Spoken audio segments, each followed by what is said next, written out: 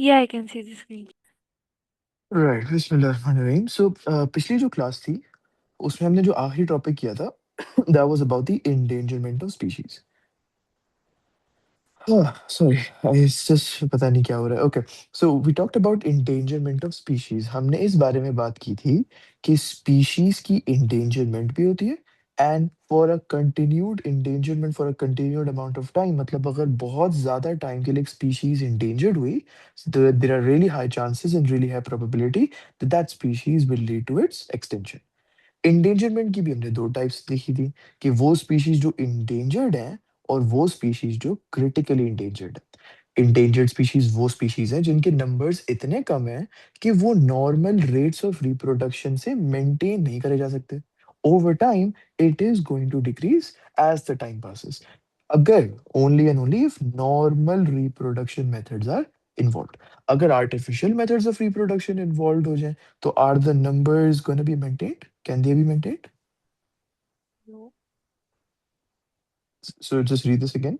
Endangered species वो species होते हैं जिनके numbers इतने कम हैं कि उनको maintain नहीं करा जा सकता normal reproduction के method से मगर अगर हम normal reproduction method के साथ साथ artificial reproduction method भी लगा दें will there be a chance that we can maintain this number? Yeah, we can then. We would be able to. अच्छा critically endangered species on the other hand ऐसे species हैं जिनके अंदर जो organisms की करंट नंबर है उनका जो current amount of the number of organisms that has fallen below 10% of their original population तो ये हमने पिछली बार भी एग्जांपल किया था कि let's say koala bears is a species जो कि क्रिटिकली इंडेंजर्ड है बिल्कुल शुरू में originally koala bears were 10,000, but now there are just 960 of them in the entire world. 10% of 10,000 अगर हम देखें तो वो कितना बनता है 1000 बनता है लेकिन koala bears की अभी करंट अमाउंट क्या 1000 से कम है Yes.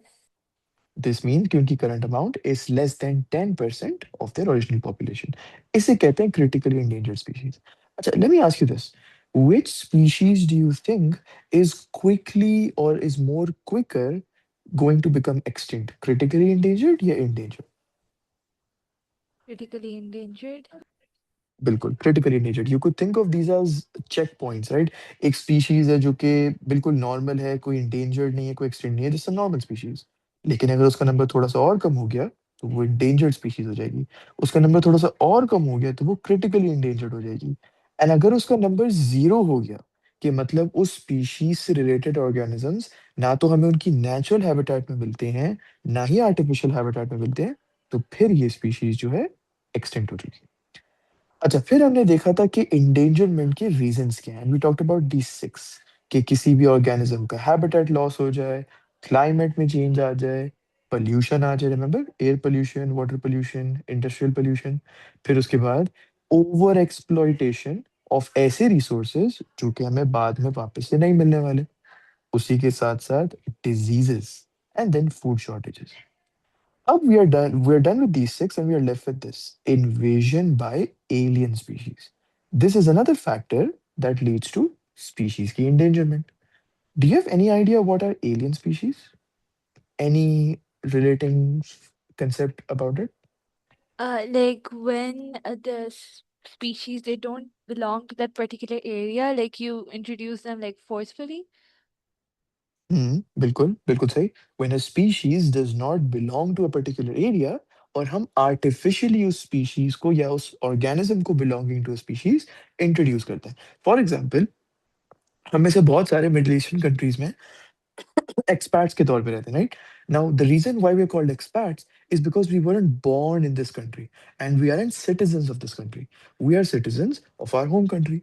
लेकिन we migrated to these Middle Eastern countries and technically we are also called alien species क्योंकि the place where we are currently living, the ecosystem जहाँ पे अभी हम रह रहे हैं, were we originally here as well? Could you repeat your question? What I'm saying is अभी जिस जगह पे हम रह रहे हैं क्या हम ओरिजिनली जगह पे रहते थे या क्या हम अपनी होम कंट्रीज में रहते थे अपनी home countries में. बिल्कुल so does that mean that we are native to our home countries and not these countries which we live in Yes. This is what is meant by alien species. एक ऐसी species जो कि एक ऐसी जगह पे रहती है, एक ऐसी इकोसिस्टम पे रहती है जहां पर वो ओरिजिनली नहीं रहती थी। Meaning it's not the native of that place which it is currently living in. So let me go to the definition यहाँ पे। या so invasion of alien species, it involves the introduction. हम एक organism को introduce कर रहे हैं एक ऐसी जगह पर जहां पे वो पहले नहीं था। इन स्पीशीज को कहते हैं एलियन स्पीशीज। अब मसला क्या होता है, अगर हम आर्टिफिशियली या एज यू सेड फोर्सफुली ऐसे स्पीशीज को किसी नई जगह पर इंट्रोड्यूस करते हैं, does it create some sort of a competition between this alien species and the Yes. Native species for competition for resources? Yes, it does. It does. तो पहले अगर हम एलियन स्पीशीज को लेट्स अज्यूम हम introduce नहीं करते, तो उस जगह में सिर्फ इंडिजिनस स्पीशीज रहते या नेटिव रहते जो वहीं पे पैदा हुए हैं and for their entire life they have been staying there. तो वहां पे कोई कंपटीशन ही नहीं होता, वो किसी के साथ compete ही नहीं कर रहे होते रिसोर्सेज के लिए। But because we introduced an alien species, अब कंपटीशन हो गया between both the species for resources, and that leads to these native organisms to be endangered. So invasion of alien species, all you need to remember कि इस किस्म की invasion से जो native organisms हैं उनकी इंडेंजरमेंट हो सकती है। अच्छा, now let's talk about some examples, and although these examples या किसी भी एग्जांपल्स फॉर दैट मैटर को डिस्कस करना is not in your syllabus, it's gonna help you remember कि किन किन तरीकों से किन किन ऑर्गेनिजम्स की इंडेंजरमेंट होती है। So let's look at some really random examples. For let's say we look at African elephants. African elephants ऐसे ऑर्गेनिजम्स हैं जो कि इस वक्त इंडेंजर्ड है। बट लेट्स लुक एट ये इस पोजीशन पे पहुंचे कैसे। वो इसीलिए because in the early 1800s इतने सारे अफ्रीकन एलिफेंट्स एग्जिस्ट करते थे कि उनके लिए जगह ही नहीं बच पा रही थी फॉर द न्यूअर ऑफस्प्रिंग्स जो प्रोड्यूस हो रहे थे। There was no space, there were that many. But now if we look at 2026 और the early 21st century, less than 10,000 are remaining in the entire world. तो how did we go from millions to less than 10,000? वो हुआ इसलिए क्योंकि there were a number of reasons involved. Number one, habitat loss. African elephants जो हैं वो savanna के parks में और सवाना के हैबिटेट्स में रहते हैं। Savanna is basically a part of Africa, और these are specific types of parks जहाँ पे एलिफेंट्स रहते हैं। इन पार्क्स के अंदर डिफॉरेस्टेशन की गई, एंड डिफॉरेस्टेशन ऑब्वियसली मींस कि लैंड को फोर्सफुली एक्वायर किया गया बाय कटिंग डाउन ट्रीज। अब any idea why would someone want to forcefully acquire land? Like to build something over there, or like cutting down trees because we need wood for some resources. बिल्कुल सही। So deforestation, cutting down trees, wood की जरूरत होती है इसलिए करा जाता है, एंड उसको करने के जरिए फोर्सफुली लैंड एक्वायर कर ली जाती है which as you said is used for building new and new things, shopping complexes, factories, malls, etcetera etcetera. इससे मसला ये हुआ कि जो अफ्रीकन एलिफेंट्स की हैबिटेट थी, जो उनका घर था, वो उनसे छीन लिया गया। Now imagine this, it's an organism whose home is being taken away from them. That means कि अब उनको सर्वाइव करना उनके लिए मुश्किल हो जाएगा, एंड जब सर्वाइव करना मुश्किल हो जाएगा तो उनका नंबर भी कम हो जाएगा। जब number of organisms, number of African elephants कम हो जाएंगे, that leads to their endangerment. ये था रीजन नंबर वन। अच्छा, रीजन नंबर टू बड़ा इंटरेस्टिंग है। इन द अर्ली 1900s ना, there used to be this trend कि अफ्रीकन एलिफेंट्स को हंट करने में एक बहुत बड़ी ट्रेंड आ गई थी, कि बहुत ज्यादा लोग ये कर रहे थे। अच्छा, ये कर क्यों रहे थे? It's because have you ever seen African elephants या कोई भी एलिफेंट्स कि ये टस्क्स होते हैं, TUSKS? Yeah. Yeah, these tusks are basically made of a substance called ivory. And in the early 19th century ये आइवरी जो मटेरियल था, इसकी बहुत ज्यादा वैल्यू थी। ये बहुत बहुत ज्यादा अमाउंट ऑफ मनी के लिए बिकता था। So then people were like, if we just kill this elephant right here, we can just pick out the ivory tusk from it, and then we can sell it for a large amount of money. And that's why African elephants की hunting बहुत ज़्यादा बढ़ गई। Not only were their ivory tusks precious, African elephants के अंदर एक special तरीके का मीट होता है, and this is called bush meat. Bush meat was also really, really expensive back then.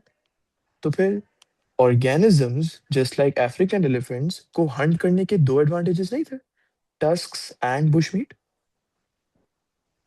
Yeah. तो वो दोनों को सेल करते थे after killing the African elephant, and they would be like really really rich, and that's what they would do for a living.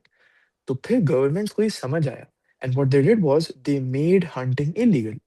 लेकिन that still did not stop hunting. Hunting जो पहले legal थी उसको सिर्फ illegal कर दिया, उसको सिर्फ एक नया नाम दे दिया, and that's called poaching. Poaching and hunting is basically the same thing. Hunting is legal, poaching is illegal. तो ये प्रोसेस फिर भी चलता रहा इवन दो गवर्नमेंट ने रिस्ट्रिक्शन लगा दी थी, but still people kept illegally hunting these African elephants, and that led to the endangerment of this particular species. Acha, let's read this through and then let's go to the other example. So, African elephants have declined in numbers from 5 to 10 million to half a million over the last century. अब half a million से भी अब पता नहीं present में कितना ज़्यादा कम हो चुका होगा. And what were the reasons? Habitat loss, deforestation, hunting, and poaching. अच्छा, so this example is clear? Yeah, it's clear. Again, no need to memorize.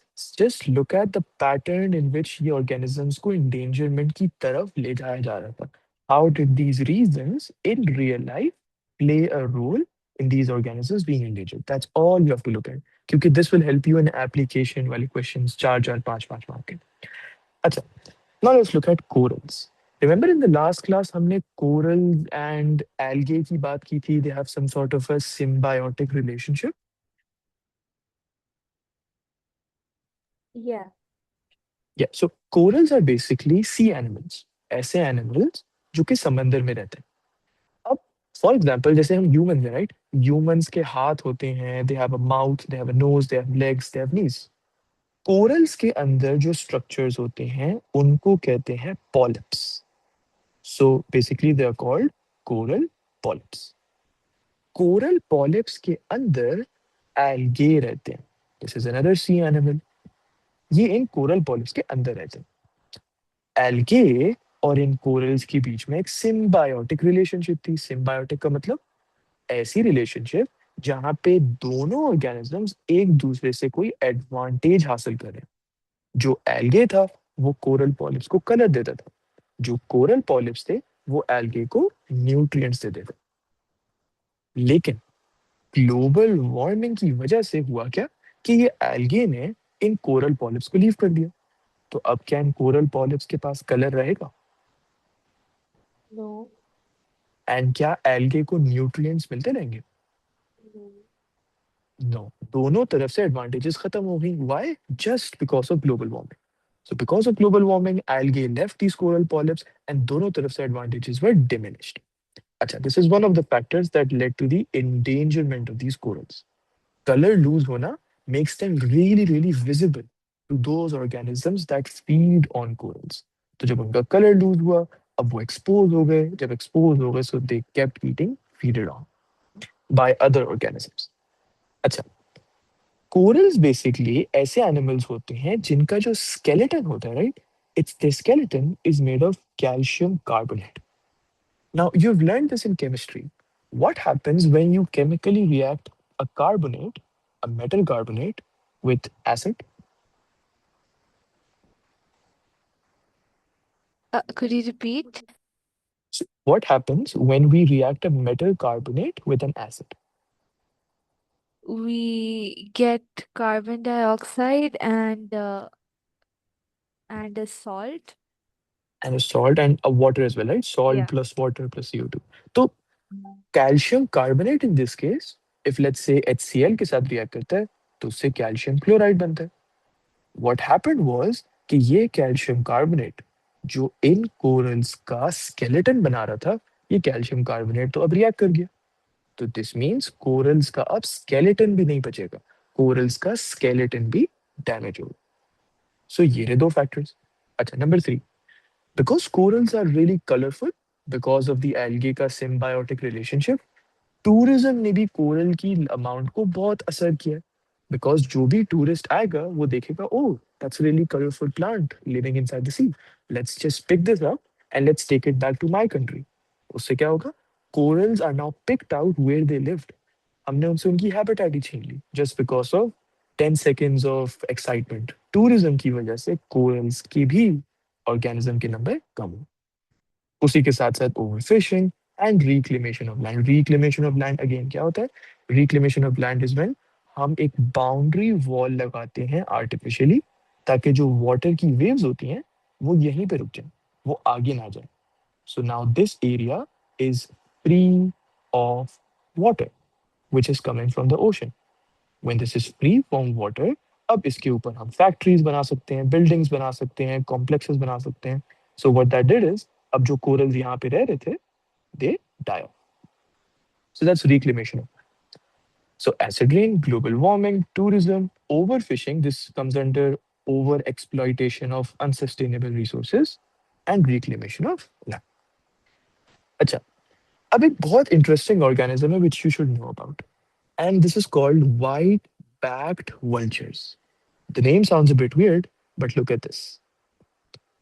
This is called a white-backed vulture. इसको ऐसे क्यों कहते हैं?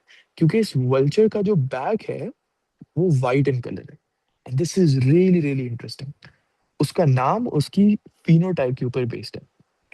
अब ये वल्चर्स एकदम से इंडेंजर स्पीशीज कैसे बन गए? The thing is, these vultures use to feed on dead bodies. लेकिन हुआ यूं कि इन डेड बॉडीज में बहुत सारा डाइक्लोफिमैक था। डाइक्लोफिमैक क्या होता है? डाइक्लोफिमैक एक पेन किलर होता है। So for example, we have 10 organisms, 10 humans, on or let's take 6 humans. इन 6 के 6 humans को बॉडी के किसी भी हिस्से में पेन हुआ। जब हमें से किसी को बॉडी में पेन होता है तो हम क्या करते हैं, हम पेन किलर लेते हैं। इन ऑर्गेनिजम्स ने जो पेन किलर लिया उसका नाम था diclofenac. But still even though they took the pain killer, they still died anyway. अब ये जो व्हाइट पैक पल्चर्स थे ये क्या करते हैं, ये इन डेड बॉडीज पे फीड करते हैं। जब ये ऐसे ह्यूमंस पर फीड करेंगे जिनके अंदर डाइक्लोफिमैक वाला पेन किलर है, क्या इनके अंदर भी पेन किलर ट्रांसफर हो जाएगा? Yes, it will be transferred. It will be transferred, and once the painkiller gets transferred to them, it reaches these vultures की kidneys, and जिसकी वजह से once it reaches the kidneys, it causes their kidneys to be affected, और एक के बाद एक ये vultures die off करना शुरू हो गए। अब ये तो चीज बिल्कुल रैंडम थी, right? This was completely based on chance के जो वल्चर्स हैं वो ऐसे ही ऑर्गेनिजम्स को खाएंगे जिनके अंदर डाइक्लोफिमैक था। But again it's based on chance, it's based on luck. Their luck was bad, जिसकी वजह से पेन किलर उनको ट्रांसफर हुआ, उनकी किडनीज अफेक्ट हुई, इन वल्चर्स का ऑर्गेनिज्म का नंबर कम हुआ, and that led to the species being endangered. अच्छा, फोर्थ एग्जांपल, पोलार बेयर्स। अब polar bears, this is the picture, they're really really interesting in the sense कि उनकी endangerment की वजह भी बहुत अजीब सी थी। So you know how we've been looking at all of the factors that lead to these organisms being endangered? Polar bears के लिए it's a bit interesting। क्यों? क्योंकि they used to feed on seals। इनका जो खाना था वो seals था। अब हुआ यूं कि seals ऐसी species बन गए जो कि endangered हो गए। If seals are endangered, that means कि polar bears के पास अब एक lack of food है। Remember we talked about there is a disruption in the food cycle if one of the species become endangered. Yeah, we did. Yeah, that's exactly what's happening here. Seals were the food for the polar bears. Seals endangered हुई, polar bears के पास खाना नहीं बचा, polar bears भी endangered हो गए। And this factor of endangerment is called food shortage, or you could say this factor that leads to endangerment is called food shortage. अच्छा, उसके साथ साथ कुछ पोलार बेयर्स में डिजीजेस भी आए, जैसे कि इस व्हाइट बैक कल्चर में आया। It's not the exact same, but it is the same factor. So कुछ में डिजीजेस भी आए, एंड क्योंकि ग्लोबल वार्मिंग भी हुई, ग्लेशियर्स भी मेल्ट होना शुरू हुए, तो अब वो रीजन्स जहाँ पे सिर्फ आइस एग्जिस्ट करती है वो रीजन्स कम होने लगे। And that's the habitat of polar bears, right? They live in polar environments, ऐसी इन्वायरमेंट्स जहाँ पे इट्स रियली रियली कोल्ड, बहुत कम टेम्परेचर्स है। ग्लोबल वार्मिंग की वजह से बहुत सारे ग्लेशियर्स मेल्ट हुए, तो उनके हैबिटेट्स खत्म हो गए। So habitat loss, food shortage and diseases are three factors that led to the endangerment of polar bear. Any confusion from any of these for examples? No, it's clear. Alright. अच्छा, अब हम आते हैं इस बात पे, हमने ये तो बात कर ली कि इंडेंजरमेंट क्या होती है, एक्सटिंक्शन क्या होती है, फैक्टर्स क्या होते हैं विच लीड टू इंडेंजरमेंट, हमने उसके कुछ एग्जांपल्स भी देख लिए रियल लाइफ में। But the thing is, we need to stop this from happening. We need to prevent species from becoming endangered and then becoming extinct. But the question is, हमें prevent क्यों करना है? You know, there are millions of species in the world. एक आध extinct हो भी जाए तो क्या फर्क पड़ता है? The thing is, biodiversity, which we look at the definition later, उसकी basic definition you should understand now, कि biodiversity का मतलब होता है कि एक जगह के अंदर बहुत सारी different species का लिव करना, बहुत सारी डिफरेंट स्पीशीज का रहना। Why do we need to maintain biodiversity? इसके बहुत सारे रीजंस हैं। सबसे पहले let's look at moral and ethical reasons. Is it moral और इज इट इमोरल अगर हम दो तीन स्पीशीज को डाई ऑफ करने दें? We do nothing to prevent that from happening. It's immoral. It's immoral, right? Imagine we were animals such as white-backed vultures और कोई हमारी स्पीशीज को प्रिवेंट होने, कोई हमारी स्पीशीज को एक्सटिंक्ट होने देने के लिए प्रिवेंट कर ही नहीं रहा। Nobody is stopping that from happening. Everyone's like, ah, it's fine. एक ही species है, it's getting extinct, no issues. That's immoral. We can't let that happen. उसी के साथ साथ इसके environmental problems भी हैं। अगर हम ट्रीज की डिफोरेस्टेशन करेंगे, ट्रीज की भी बहुत सारी स्पीशीज होती हैं। ट्रीज की डिफोरेस्टेशन का मतलब अब कार्बन डाइऑक्साइड कंटेंट एटमॉस्फेयर में कम हो जाएगा। Water cycle, nitrogen cycle, sulphur cycle, ये वो सारी साइकिल्स हैं जो कि ट्रीज चलाती हैं। अब जब इनकी डिफोरेस्टेशन हो गई तो ये साइकिल्स में भी डिस्ट्रप्शन आएगा। ओशन की जो रिवर्स एसिडिफिकेशन है, something which you would have learned in IGCSEs, वो भी प्रिवेंट हो जाएगी। So these are environmental reasons कि कैसे अगर हम बायोडाइवर्सिटी को मेंटेन नहीं करेंगे तो एनवायरनमेंट उसकी वजह से कैसे अफेक्ट होगी। तो सबसे पहले तो इमोरल, एनवायरनमेंट पर उसके बुरे असर पड़ेंगे। एंड नंबर थ्री, एस्थेटिकली भी गलत है। अब you might have heard the word aesthetic, right, in many many different places आजकल। Yeah, I have. एस्थेट या एस्थेटिक का यहाँ पे बेसिकली मतलब होता है the overall environment, the overall outlook of nature. अगर एक ऐसा, if someone shows you a scenery जहाँ पे 10 कलरफुल प्लांट्स हैं, and if someone shows you a scenery जहाँ पे एक कलरफुल प्लांट्स है और बाकी सारे ब्लैक प्लांट्स हैं, which one's more aesthetic? The first one. The first one. अगर आप इन 10 कलरफुल प्लांट्स जिन जिन स्पीशीज से बिलोंग करते हैं, if we allow those species to go extinct, तो फिर एस्थेटिकली प्लीजिंग नहीं लगेगा nature, and we can't let that happen.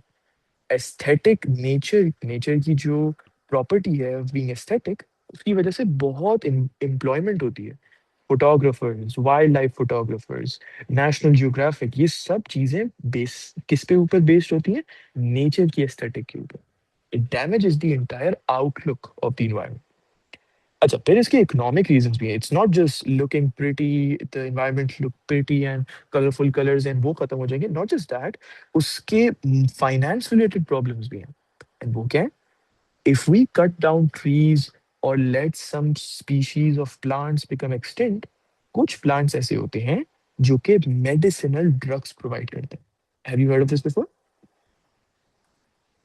Yeah. सो कुछ ऐसे प्लांट्स होते हैं जो कि एंटीबायोटिक्स प्रोवाइड करते हैं। फिर प्लांट्स की वजह से या नेचर के बहुत ज्यादा अच्छा दिखने की वजह से टूरिज्म भी होती है। फिर उसके बाद एम्प्लॉयमेंट अपॉर्चुनिटीज भी होती हैं। वाइल्ड लाइफ मेंटेन करने वाले लोग होते हैं, गार्डनर्स होते हैं। फिर उसी के साथ साथ नेचर सेफ्टी के लोग होते हैं। There many people associated with the environment. अगर इन्वायरमेंट को ही खत्म कर दिया जाए तो टूरिज्म भी अफेक्ट होगा, एम्प्लॉयमेंट भी अफेक्ट होगी। ड्रग्स बनाने की जो प्लांट्स हैं वो अब होंगे ही नहीं, तो ड्रग्स भी नहीं बनेंगे। और उसकी वजह से कुछ प्रोडक्ट्स जो होते हैं, दिस इज अनदर फैक्टर, कि कुछ प्रोडक्ट्स होते हैं जो माइक्रो ऑर्गेनिज्म से बनते हैं, वो भी अब नहीं बनेंगे क्योंकि these micro organisms are now extinct. So just to summarise, we need to maintain biodiversity, वरना इट्स इमोरल, उसके एनवायरनमेंट पर बहुत ज्यादा खतरा है, इकोनॉमिकली वो गलत है, एस्थेटिकली वो गलत है, इकोलॉजिकली गलत है, एंड एग्रीकल्चरली गलत है. Again, you don't need to remember six factors. Three is more than enough. So you could remember, let's say, moral, environmental, aesthetic, or economic. Any three of these four. This comes as a question. Char marka. Describe the need to maintain biodiversity. So you straight just write down the 4 points and just explain them a bit. That's pretty much it. Acha. Now let's go on to this next point. And this is where we will be defining the term species. In the last chapter, हमने ये किया था. Could you define what the term species is?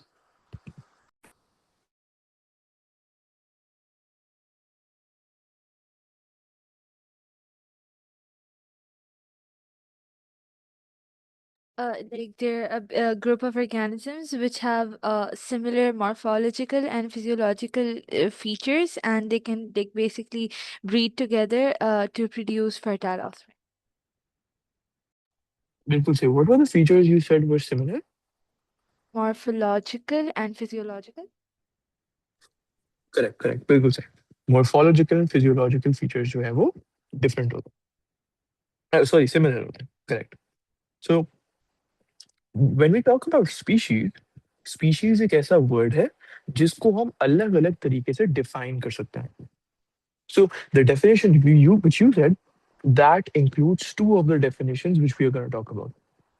So for example, you said that those organisms which are able to successfully interbreed and produce a fertile offspring. ऐसे organisms are said to belong to the same biological species. So let's say you have two organisms. One is a human and I don't know, one is something else. ये दोनों organisms के बीच में कोई morphological similarity नहीं है, कोई physiological similarity भी नहीं है. लेकिन these organisms are able to interbreed and produce a fertile offspring. हम फिर भी इनको species कहेंगे. अच्छा, let's look at another example. दो organisms है, दोनों organisms morphologically similar है and physiologically similar है, लेकिन वो interbreed करके fertile offspring नहीं बना पा रहे. We will still call them the same species. So if this sounds confusing, let me just explain it a bit more. जब हम बात करते हैं about the word species, right? Species is like such a big topic. An entire book can be written about it. Species की सिर्फ definition पे. Species जो word है, उसको अलग-अलग definitions में explain करा जा सकता है. एक definition species की ये कहती है कि अगर हमारे पास ऐसे organisms हैं जो interbreed करके fertile offspring produce कर सकते हैं, तो ऐसे organisms को कहते हैं कि they belong to the same biological species. क्यों biological species? क्योंकि हमने उनकी biological features को देख के उनको एक species में डाला था, right? Producing a fertile offspring comes under biological features, correct? Yeah, it does. तो हमने उनकी phenotype को नहीं देखा, हमने उनकी genotype को नहीं देखा, हमने कुछ भी नहीं देखा. हमने सिर्फ ये देखा कि क्या वो interbreed करके fertile offspring produce कर सकते हैं. If they can, then those two organisms are in the same biological species. लेकिन अगर दो organisms are not in the same biological species, they can be in the same morphological species. अब ये morphological species क्या होते हैं? एक ऐसी species जिसमें organisms are having similar morphological features. As in उनकी morphology बिल्कुल same है कि जो nose की width है वो same है, हाथ का length बिल्कुल same है, number of teeth बिल्कुल same है. These are physical bodily features जो कि same है. Now, even though these organisms cannot interbreed and produce a fertile offspring, they are examples of morphological species. For example, अब ये एक बहुत छोटा सा एग्जांपल है. Let's say you take two organisms of the same gender, जैसे a male and a male and a female and a female. Are they biologically species, or as in are they biological species or morphological species? Could you repeat the question? Yeah, so if you take two organisms or let's say two humans, लेकिन both of them belong to the same gender, are they biological species or morphological species? Morphological. Bilkul. So see, even though the same gender cannot reproduce and produce a fertile offspring, they are still having similar bodily features. इसलिए हमने उनको morphological species बोल दिया. तो you see a pattern here, right? Species को हम define करें different different तरीकों से. Biologically same, morphologically same, या number three, ecologically same. When you look at the word ecology, you should understand कि ecology का मतलब होता है the location, जहाँ पे वो organisms इस वक्त रह रहे हैं. If you have two organisms और वो दोनों organisms ना तो आपस में interbreed करके fertile offspring बना पा रहे हैं, ना वो similar features के, similar physical features के, लेकिन वो एक ही जगह पर रहते हैं, you can call these organisms ecological species. So let's say you have a mouse and you have a fox. Are mouse and foxes biological species? No, Are they morphological species? no, But if they live in the same forest, in the exact same place in the forest, are they ecological species? yeah. Yes. So इसीलिए for every single question, just make sure to apply these three definitions. क्या ये interbreed करके fertile offspring produce कर पा रहे हैं? This should be the first question in your mind. If they can, biological species. If they can't, question number two. अच्छा, interbreed नहीं कर पा रहे. That's fine. Do they have the similar physical features? If they do, morphological species. If they don't, then last step, क्या ये same जगह पर है? If they are, ecological species. If they are not, then they are not in the same species. That's basically it. अच्छा, so that was all about species की definition जो हम basically आगे भी देखेंगे biodiversity में. Yeah, so that was all about the definition. This is all about endangered species. कोई confusion इसमें anything, because this is really really important. इसलिए I'm just making sure. No, it's clear. अच्छा, अब जरा आते हैं endangered species के बारे में. हमने सब कुछ पढ़ लिया. How do we actually conserve the species. मतलब हमने प्रॉब्लम्स तो लिस्ट डाउन कर लिए कि अच्छा इसको इंडेंजर्ड अगर होने देंगे तो ये मसला आएगा, ये मसला आएगा, एस्थेटिक प्रॉब्लम होगी, ecological, moral, ethical, financial, social, whatever, बहुत सारे मसले आएंगे. लेकिन if we know these problems, what are we doing actually to conserve them? तो फिर let's talk about that. If we look at animal species, मतलब कि अगर कोई इंडेंजर्ड स्पीशीज एनिमल्स हैं, तो उनकी कंजर्वेशन का तरीका थोड़ा सा अलग है. Whereas if the endangered species are plants, तो फिर उनकी कंजर्वेशन का तरीका obviously दूसरे से अलग. So let's talk about animals first. If let's say the endangered species you're talking about is an animal, तो फिर animals की जो species है which is endangered या critically endangered, उसको कंजर्व कराने के दो तरीके. या तो उस स्पेसिफिक ऑर्गेनिज्म को जूस में रख दिया जाए, या तो नेशनल पार्क्स में रख दिया जाए, या तो उनमें ARTs अप्लाई की जाए. ART stands for assisted reproductive techniques. Remember हमने इंडेंजर्ड स्पीशीज में कहा था कि उनकी नंबर इतना लो है कि नॉर्मल रेट्स ऑफ रिप्रोडक्शन से मेंटेन नहीं हो सकता, तो ह्यूमन इंटरवेंशन रिक्वायर्ड है. Yeah, we did. And this is basically that human intervention. ऐसी reproduction between these organisms which are endangered, these animals, इस किस्म की reproduction जो humans करवाते हैं, assisted reproductive techniques इसमें शामिल होती हैं. And this comes under both cases. तो मतलब जो animals endangered हैं उनको हमने zoo में रखा और national park में रखा. While they are in the zoos and the national parks, उनके ऊपर ARTs use की गई. Let's talk a bit more about it. सो यहाँ पे यही चीज लिखी हुई है. Animal species can be conserved using the following methods. उनको जूस में रख देना, नेशनल पार्क्स में रख देना, एंड ARTs उनके ऊपर अप्लाई करना. Now look at this. जू के साथ मैंने एक एरो डाल के एक चीज लिखी हुई है called captive breeding. Any idea what's captive breeding? Like when you bring two animals together and then you like when you like enclose them in a like space and then make them breed, something like that.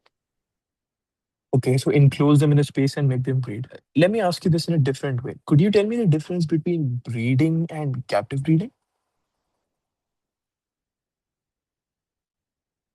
So like breeding can happen like by itself, like so like the animals they Mm-hmm. can choose their own mates and all. Mm-hmm. But in captive breeding you bring two of the animals together, Mm-hmm. like बिल्कुल. like you can also bring those with the desired characteristics, I think. Exact characteristics. Yeah, we can talk about it. वो भी हो सकता है. मतलब that's basically artificial breeding or selective breeding. But yeah, what you said is almost correct. कि captive breeding is different from breeding in the sense कि we breed the organisms, लेकिन while they are being held captive in enclosed spaces. अब ये enclose spaces हम लाए कहाँ से? क्योंकि एनिमल्स तो फ्रीली घूमते हैं राइट अपनी हैबिटेट्स में. So what we do is, जो एनिमल्स की स्पीशीज इस वक्त इंडेंजर्ड है, हम ऐसे ऑर्गेनिजम्स को पिकअप करते हैं और उनको जूस में डाल देते हैं. Zoos provide a source or they're a location where the endangered species of animals को captive रखा जा सके. एंड कैप्टिव रखने के बाद उनको ब्रीड कराया जा सके आपस में. This is called captive breeding. अब हमें ये चीज समझना जरूरी है कि कैप्टिव तो हमने बना दिया, इट मेक सेंस राइट, ताकि we can prevent them from being hunted even further बाहर की इन्वायरमेंट में. दैट्स फाइन, कैप्टिव बनाना मेक सेंस. लेकिन कैप्टिव बनाने के बाद ब्रीड क्यों कर रहे हैं? इट्स बिकॉज उनके नंबर्स को हमें इंक्रीज करना. सो लेट्स से अगर 5 ऑर्गेनिजम्स इस वक्त एग्जिस्ट करते हैं, 5 एनिमल्स एग्जिस्ट करते हैं एक पर्टिकुलर इंडेंजर स्पीशीज के, हम क्या करेंगे? हम पांचों के पांचों ऑर्गेनिजम्स को पिकअप करेंगे और उनको जूस में ट्रांसफर कर देंगे. अब in the zoos, are they in any danger of being hunted by a predator और something like that? No. No, उनके ऊपर कोई डेंजर नहीं है. They are given food, they are given adequate facilities, उनको हर चीज प्रोवाइड करी जाती है. And what they do to them, what the humans do to them is that they make them breed with each other. They do not have any power in selecting their mating partner, as you said, लेकिन उनको आपस में breed कराया जाता है. This is called captive breeding, जो कि इसलिए कराया जाता है कि इन इंडेंजर्ड स्पीशीज की नंबर ऑफ ऑर्गेनिजम्स इनमें बढ़ सके. अच्छा, कैप्टिव ब्रीडिंग के कुछ फायदे भी हैं और उसके कुछ नुकसान भी हैं. सबसे पहले जरा फायदे की बात करते हैं. फायदा सबसे पहला ये है कि let's say we bring in, जू के अंदर हम ऐसे इंडेंजर्ड स्पीशी वाला एनिमल लाते हैं विच इज अ फीमेल. अब फीमेल को हम कैप्टिवली ब्रीड करवाते हैं. फीमेल एंड उसका जो फीटस होगा, उसकी हेल्थ को हम आसानी से मॉनिटर कर सकते हैं. We can not do that right while the mother has the fetus in her body, and then the mother and the fetus are just roaming around randomly in their habitats. We can't do that, right? Unless and until the mother and the fetus are in a controlled environment, in a controlled facility like a zoo, तब तक हम उनकी health को monitor नहीं कर सकते. तो उनकी हेल्थ को मॉनिटर हम जूज में कर सकते हैं. क्यों करते हैं by the way? To ensure कि प्रेगनेंसी जो है वो स्मूथ हो, डिलीवरी जो है वो भी बिल्कुल स्मूथ हो. Number one. नंबर टू, एक ब्रीडिंग रिकॉर्ड मेंटेन कर सकते हैं. एक ऑर्गेनिज्म कितने ऑर्गेनिजम्स के साथ एक महीने में, 2 हफ्ते में, 3 हफ्तों में ब्रीड करता है. तो for example, if we have an animal that is made to breed with 3 other animals of the opposite gender in 3 weeks, अगर हम इससे ज्यादा नंबर ऑफ मेटिंग पार्टनर्स कर देंगे, is that going to negatively affect that organism? Yes. क्योंकि अगर हम animals की बात करें तो उनका जो फैसिलिटी है, और यू कुड से जो कैपेसिटी है, capacity is a good word, जो कैपेसिटी है वो कैपेसिटी को हम कम कर रहे हैं. We are making them breed with many partners together, and we can prevent that from happening. कैसे? एक ब्रीडिंग रिकॉर्ड मेंटेन करके. क्योंकि ह्यूमंस के पास पूरी पावर है, कौन किसके साथ ब्रीड करेगा, कब ब्रीड करेगा, कौन दो आपस में ब्रीड करेंगे, पूरी पावर हमारे पास है.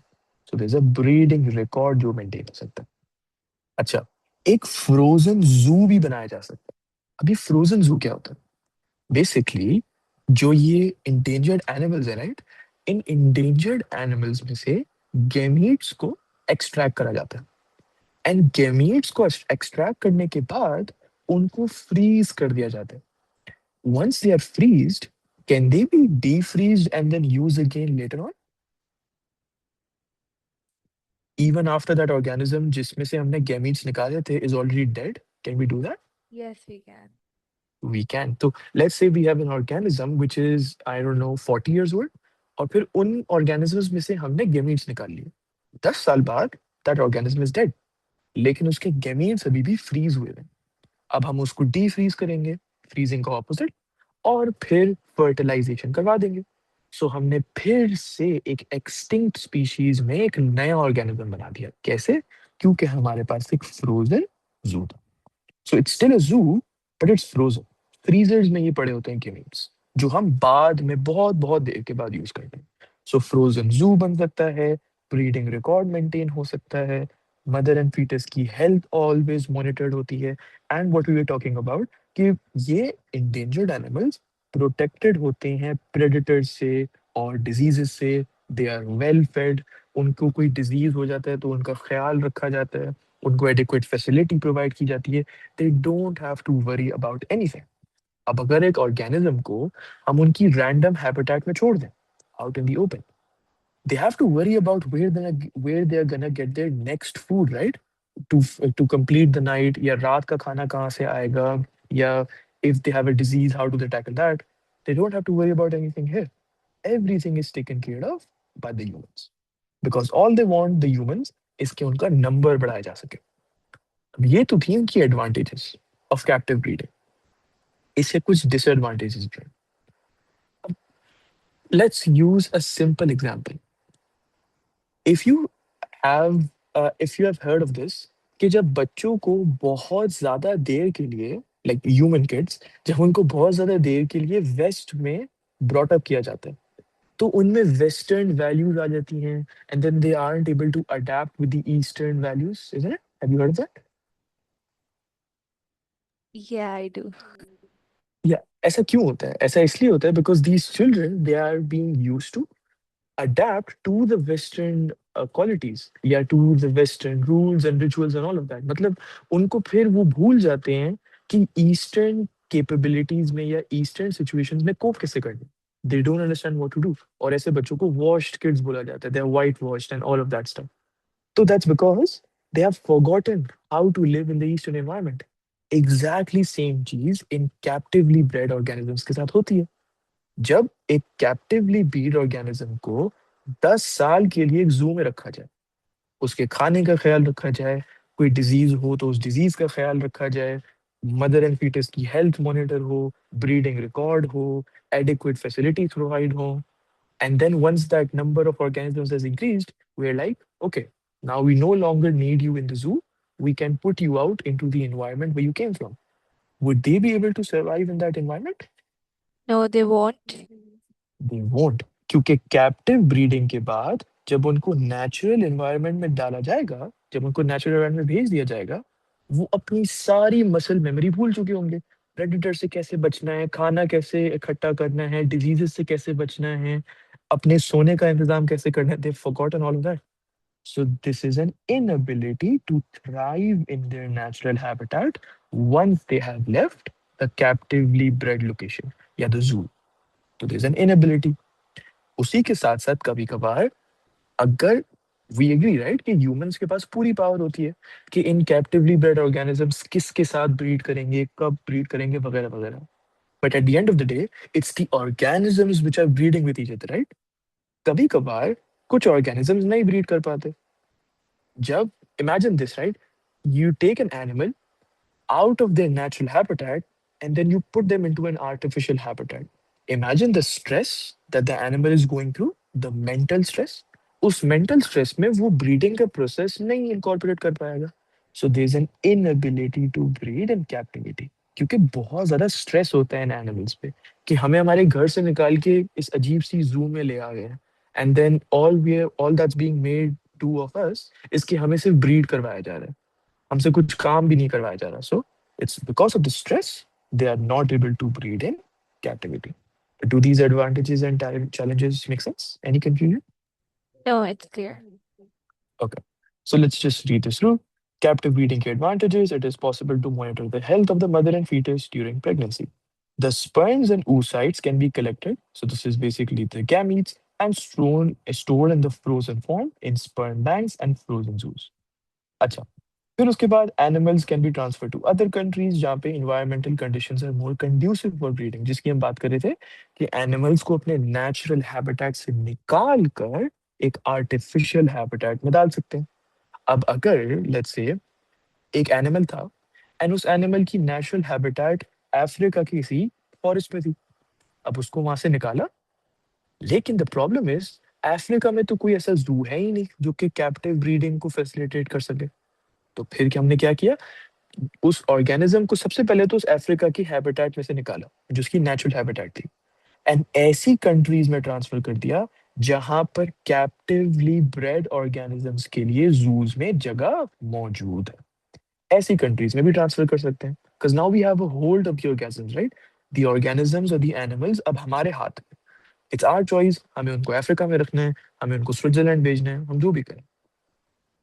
Secondly, it also allows captive breeding की बात हो रही है, it also allows breeding records to be maintained.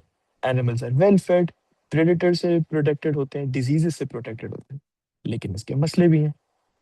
Although some animals may breed successfully in captivity, दूसरों को ये मुश्किल हो सकती है to breed in artificial habitat. क्यों? क्योंकि अब वो अपनी नेचुरल हैबिटेट में नहीं रह रहे। They may have stress, behavioural changes which may arise due to the change in the environment, and उससे क्या होगा, उससे रिप्रोडक्टिव हेल्थ जो है डैमेज होगी। फीमेल्स की मेंस्ट्रुअल साइकिल में डिसरप्शन आएगी, again because of stress. And जब मेंस्ट्रुअल साइकिल में वो आएगी, डिसरप्शन आएगी, तो फिर रिप्रोडक्शन में भी मसला होगा and producing the next generation of offspring. And the last one, this is really basic, कि organisms may not just prefer the chosen mate for breeding, क्योंकि उनको choice नहीं दी जा रही कि उनको किन के साथ breed करना है, they're just made to do so. So if they do not like the mate, the other gender, तो फिर वो उनके साथ mate नहीं करेंगे, simple as that. And then what are the problems associated with releasing these animals? कि sorry, once they go out into the natural habitat again, वो ज्यादा susceptible होते हैं to diseases. In AS, did you learn about secondary immunity and primary immunity? Yeah, we did. We did. तो in primary immunity यही होता था, right? कि memory cells मौजूद मौजूद होते हैं. So if the disease comes back again, the body does not take too much of time. It just uses its memory cells. Yeah, it does. The lymph, yeah, the lymphocytes, the B memory cells and the T memory cells. अगर ऐसे organisms को बहुत ज्यादा देर के लिए zoo में रख दिया जाए, तो फिर वो मेमोरी सेल्स भी डिमिनिश हो जाते हैं, ससेप्टिबिलिटी टू डिजीजेस बढ़ जाती है। खाना कैसे ढूंढना है, how do they locate the food, उसकी जो अवेलेबिलिटी है वो भी कम हो जाती है, एंड देयर स्ट्रेंथ और their capacity to look for food to stay away from predators वो भी कम हो जाती है, because they forgotten how to do so. So at times animals may find it difficult to move around because they have been bred in captivity for a long time. Acha, so that's basically gonna be it for today. My main goal was to complete zoos wala topic, which we have done with. Ugly class, inshallah, we'll start with natural parks. Sorry, national parks. This is a very, very small topic just until here. And then assisted reproductive techniques. So, any confusions? No, it's clear. अच्छा, it just one more disclaimer or you could say a heads up.